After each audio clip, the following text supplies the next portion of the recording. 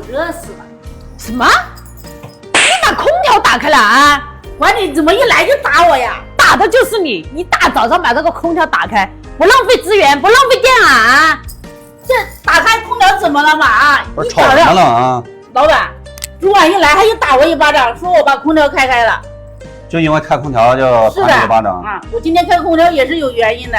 老板，咋回事？先听他说完。我今天早上来的时候，车子坏路上的，这1-2公里，我就是这样推过来的。所以来的时候就太热了，所以我一来就把空调开了。主管一来就扇我一巴掌。老板是这样子的，我就说了他2句，他就顶嘴。那我作为管理，我不得给他处罚他呀？你处罚什么呀？啊？打了他巴掌。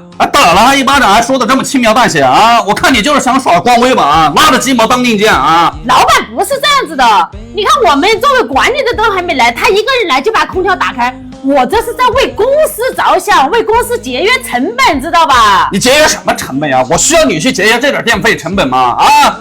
你不想想啊，你管理就高人一等啊，你没开就不允许员工开呀啊！那员工提前来了，把空调给你们开着，你来了就直接能享受凉气，是不是？你再说了，你不问青红皂白，你问问原因呀，是不是？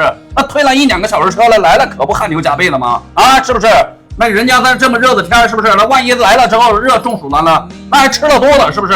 那医药费是不是？那还又休息又耽误工作，是不是？这个账算不算得过来呀？这一天电费能浪费几个钱呀？老板，他一个农村人，皮糙肉厚的，还怕热呀？真的是。再说了，你这样子数落我，你让我以后怎么在公司立足啊？作为管理，你要立足是靠的是自己的德行，而不是靠打骂，知道吧？管理更加的是应该去关心员工、爱护员工，知道吧？而不是靠打骂让自己上位，知道吧？你还一口一个农村人，你要